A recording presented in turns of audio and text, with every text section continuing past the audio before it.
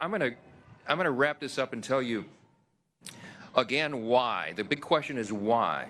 Why would the Democrats have the audacity to do this?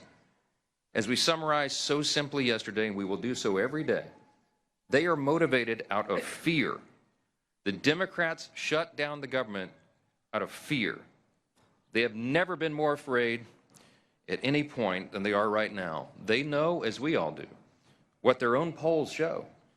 The leadership of the Democratic Party is the most unpopular with members of their own Democratic base. And we saw that in the elections last night. The old guard is desperately trying to use this shutdown to show the radical Marxist wing of their party that they can look tough to President Trump. That's because the new power center of the left isn't the moderates. It's the AOCs and the Bernie Sanders and the Mamdanis of the party. It's the activists who believe capitalism is evil, who disdain the founding principles of their own country. They claim that the salvation of our nation will be brought about by bigger government and more bureaucracy. Look what happened in New York City last night. For the first time in American history, an avowed, openly proclaimed socialist has been elected as the mayor of America's largest city. Zohran Mamdani is without a doubt the biggest win for socialism in the history of the country, and it is the biggest loss for the American people. He is truly a committed Marxist. And the results of that race tell you everything you need to know about where the Democrats and their party are headed. From the backbench to their leadership, Democrats have fallen in line behind the socialist candidates. Hakeem Jeffries, as you know, is the highest-ranking Democrat in the House. He gave his full blessing to Mamdani and his socialist agenda. Chuck Schumer, the highest-ranking Democrat in the Senate and the highest-ranking Jewish leader in America, flirted with endorsing Mamdani all the way to the bitter end. Never mind the fact that Zohran has embraced anti-Semitic rhetoric and promised to arrest the Prime Minister of Israel if he visits New York City again.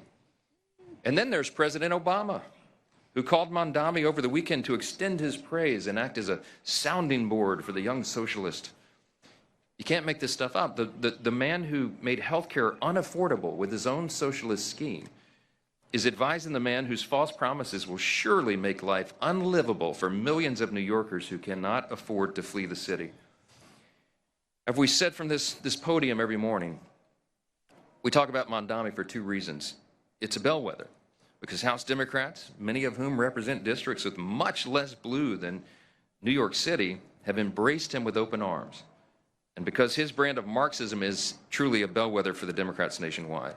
We pointed out that other major metropolitan areas in the country are facing the same threat with candidates similar to Mamdani. And we're going to continue to call out their effort to mainstream and normalize socialism and Marxism in America. Working families watching this play out have a right to know that socialism and communism are not just confined in New York City. They are quickly coming to a town near you unless you stand up and let your voice of common sense be heard. While Democrats hitch their wagon to the socialist agenda, Republicans are going to continue to act in good faith on behalf of hardworking Americans. And we will remind a new generation of Americans about the painful and inescapable realities of history. We'll have much more to say about this in the days ahead.